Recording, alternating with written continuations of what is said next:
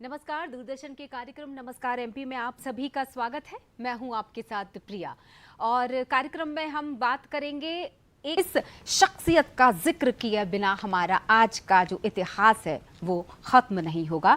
तो इस क्रम में बात करेंगे भारत के पूर्व राष्ट्रपति एपीजे अब्दुल कलाम साहब की। हालांकि हमने उन्हें आज ही के दिन खो दिया था, लेकिन उनके विचार ज़िंदगी भर हमारे जहन में रहेंगे और अगर हम उसको अमल में लेकर आएंगे तो मुझे पूरा यकीन है कि हम कभी हार नहीं मान सकते। जैसा मैंने शुरुआत में कहा था, इंतज़ार करने वालों को उतना ही मिलता है जितना कोशिश करने वाले पीछे छोड़ देते हैं, कहना था एपीजे अब्दुल कलाम साहब का। खूबसूरत सा शेर ख्वाजा मीर दर्द साहब का भी कहते थे कि सैर कर दुनिया की गाफिल, जिंदगानी फिर कहाँ, जिंदगी अगर कुछ रही तो ये जवानी फिर कहाँ। यानी वो ये कहना चाहते थे, इसका लब्बुल-लुआब ये था कि वक्त रहते सैर करना सीख जाओ, क्योंकि जब उम्र निकल जाएगी और शायद हाथ पैर जवाब दे जाएंगे तो शायद हम इतनी खूबसूरत दुनिया का लुत्फ ना उठा पाएं। आप समझ गए होंगे कि पर्यटन विकास, और इस पर हमारे साथ चर्चा करने के लिए विशेष रूप से दूरदर्शन के स्टूडियो में इस वक्त मौजूद हैं शिव शेखर शुक्ला जी। हम स्वागत करते हैं और प्रमुख सचिव हैं वो संस्कृति एवं पर्यटन मध्य प्रदेश। सर बहुत बहुत स्वागत है। नमस्कार, बहुत धन्यवाद। और इसी के साथ अगले विषय का भी हम जिक्र करेंगे, वरिष्ठ नागरिक भरण पोषण संशोधन विधेयक। और इस पर चर्चा करने के लिए हमारे साथ स्टूडियो में शिव शेखर सर के साथ मौजूद रहेंगे आदित्य नारायण उपाध्याय, ये नाम है उनका, और वरिष्ठ पत्रकार हैं और ये भी बता दें अध्यक्ष हैं आस भरोस संस्था। आस भरोस नाम से तो हो रहा है, मुझे लग रहा उल्लेखनीय है ये और स्पष्ट। ह्यूमन गाइड का तो कोई भी audio guide, virtual guide replace नहीं कर सकता। उनका महत्व हमेशा बना रहेगा। बिल्कुल, बहुत बहुत शुक्रिया सर, बहुत खूबसूरत जानकारी से हमने शुरुआत की है। अब मैं आ जाती हूँ आदित्य जी आप पर। सबसे पहले चूंकि मैं संस्था की बात कर रही थी और मैं खुद भी ये जानना चाहती हूँ कि आस भरोस संस्था, आस मतलब क्या हम उसी आशा से ले रहे हैं और भरोस क्या हम उसी भरोसे से उठा रहे हैं?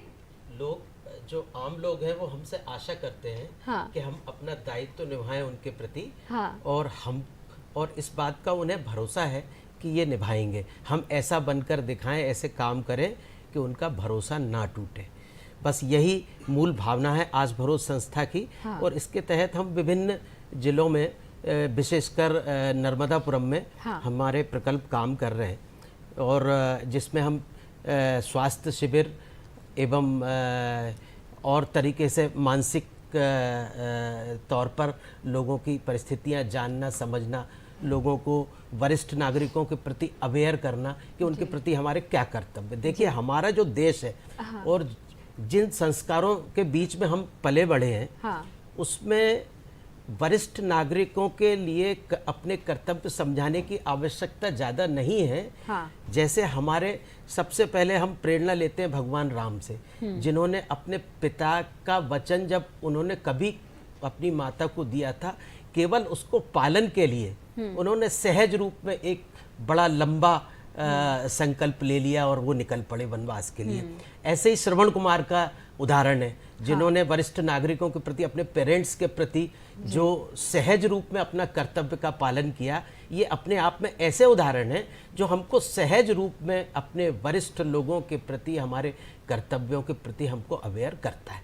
लेकिन फिर भी जो कानून बनाए इसलिए जाते हैं कि कुछ लोग ऐसे भी होते हैं जिनको उस बात का भान नहीं होता, और आज के बदलते परिदृश्य में सोशल मीडिया और व्यस्तताओं के चलते हम उन संस्कारों से अपने बच्चों को अवगत नहीं करा पा रहे हैं। हाँ। जो संस्कार हम लोगों को हमारी पीढ़ी तक मिले हैं। हाँ। आगे की पीढ़ियों के लिए और दिक्कत है।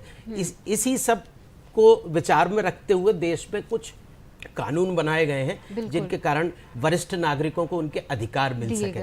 बिल्कुल। सबसे पहले कानून 2007 में जो वरिष्ठ नागरिक भरण पोषण कल्याण बिल था 2007 का, उसी बिल को विस्तार देते हुए 2019 में इसका संशोधन विधेयक जो है पारित हुआ, जिसमें कुछ चीजें ऐसी विस्तार की गई हैं। जैसे बच्चों की परिभाषा क्या है, उस बच्चों की परिभाषा में पहले अपने बच्चे और नाती पोते आते थे, लेकिन अब बच्चों की परिभाषा में सौतेले बच्चे, गोद लिए बच्चे, बहू, दामाद और नाबालिग के लीगल गार्जियन भी उसमें शामिल होंगे। जैसे कि यदि किसी के सीधे सीधे उनके बच्चे नहीं हैं लेकिन उनने किसी को गोद लिया है तो वो गोद लिए बच्चे उनका भरण पोषण करेंगे वृद्धावस्था में। यदि गोद लिए बच्चे भी नहीं है तो बहू और दामाद भी उनका भरण पोषण करेगा, ये उनका दायित्व बनता है।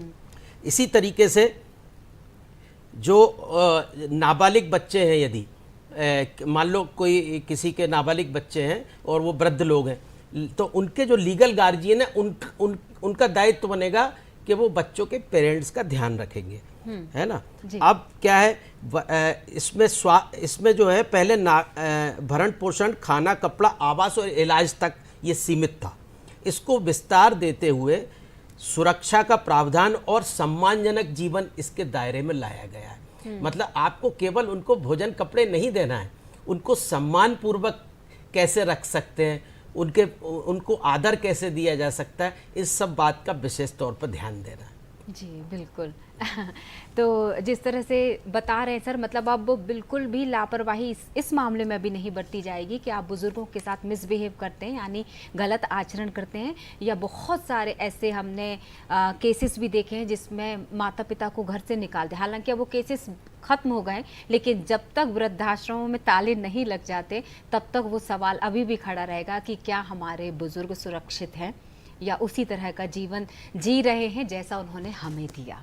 बहुत बहुत शुक्रिया, बहुत सारी जानकारी। मैं आगे भी आपसे चर्चा करूंगी सर, आपके साथ जुड़ती चली जाएंगी शायद आपके कार्यकाल में। मैं वापस आती हूँ आदित्य जी आपके पास। हमारी जो आस भरोस संस्था है, अभी हम संस्कृति धरोहरों की बात कर रहे हैं, सैर की बात कर रहे हैं, तो क्या आपकी संस्था भी बुजुर्गों को लेकर इसी तरह की किसी खूबसूरत यात्रा पर निकलती है? हम एक्चुअली हम लोग क्या करते हैं कि मूल रूप से आदिवासी क्षेत्रों में जाते हैं और वहाँ बुजुर्गों और वरिष्ठ नागरिकों की क्या स्थिति है उसका अध्ययन करते हैं। उनके लिए क्या किया जा सकता है हम वो देखते हैं। अभी आपने वृद्धाश्रम की बात की थी, उस संबंध में मैं ये कहना चाहता हूँ कि ये जो अधिनियम जो बना हुआ है वरिष्ठ नागरिकों का, इसमें केयर होम का प्रोविज़न भी है। अब उसमें धीरे धीरे एकल परिवारों का चलन बढ़ता जा रहा है। जब एकल परिवार होंगे तो पुत्र भी चला गया नौकरी के लिए, बहू भी चली गई, बच्चे अपनी पढ़ाइयों में व्यस्त हैं।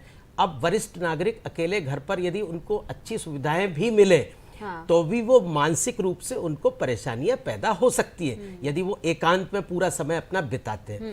इसलिए चाहे उनको केयर होम ना कहें, उनको आनंद धाम कह दें, लेकिन ऐसी एक संस्था जो है शहरों में जगह जगह होना चाहिए जिसमें वरिष्ठ नागरिक अपने समान वय के लोगों के साथ में मिल बैठ करके आपस की बातें कर सकें, अपने अनुभव सुना सकें और कुछ ऐसा प्लान करें कि उन्होंने पूरी ज़िंदगी से जो अनुभव लिए हैं वो आने वाली पीढ़ियों को एक मंच से उनको ट्रांसफ़र कर सकें।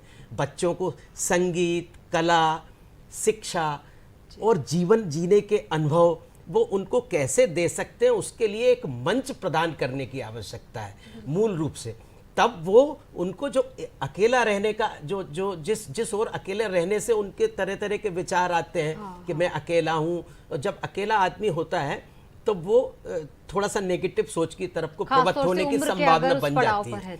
जब उनको ऐसा कोई मंच मिल जाएगा तो मेरा निवेदन ये है कि जो भी सामाजिक संगठन इस विषय में काम कर रहे हैं या काम करना चाहते हैं वो ऐसा मंच तैयार करें जिस मंच पर उनको बुजुर्गों को अपने जीवन के दूसरे मोर्चे को पे पहुंचने के लिए और उसमें उसकी एक नई चुनौती उनके सामने उपस्थित हो, जिससे वो कुछ ऐसा कर पाएं जो आने वाली पीढ़ियां याद रख सके।